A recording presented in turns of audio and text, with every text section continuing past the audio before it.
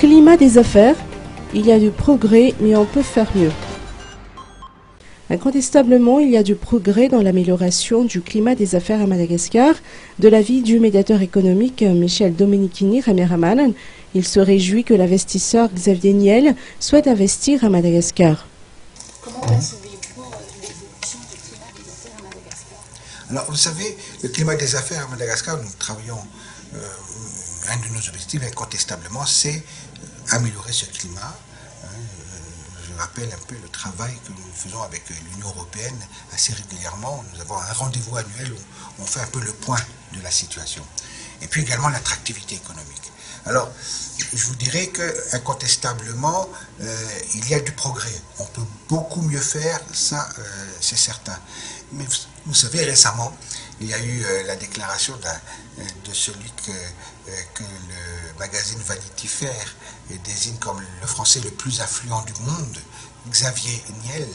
Eh bien, Xavier Niel, sur une chaîne de télévision internationale, a déclaré qu'il ne rêvait que d'une seule chose, c'est de venir investir à Madagascar. Et lorsque nous avons des témoignages comme celui-là, eh bien, nous avons le sentiment du devoir accompli. C'est-à-dire qu'effectivement, des investisseurs de ce niveau-là, qui manifestent le désir de venir installer des activités économiques à Madagascar, nous font présager qu'ils sont à ce titre probablement au nombre de quelques précurseurs, il y en a d'autres, qui, je l'espère, vont nous aider à développer ce monde des affaires, ce monde de l'économie à Madagascar, développer le pays, et par voie de conséquence fournir du travail et, je l'espère, améliorer les conditions de vie de tout un chacun. Pour l'agence Primérique, quelles sont les perspectives pour l'année 2015? Alors, Ses vœux en cette période de fête concernent la stabilité. Souhaiter tous mes meilleurs vœux pour cette fin d'année et une véritable préoccupation qui est celle de l'ensemble du secteur privé, celle de la stabilité.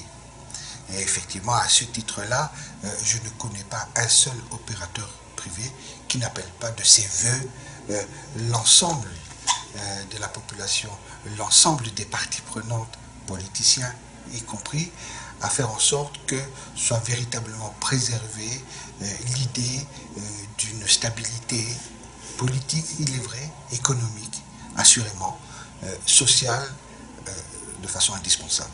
Donc c'est vrai que nous avons tous notre part de responsabilité.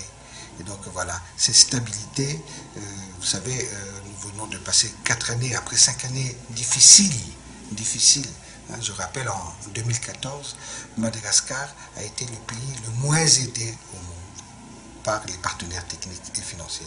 Aujourd'hui, cette aide revient progressivement, mais il faut poursuivre les efforts. Il faut travailler, toujours travailler.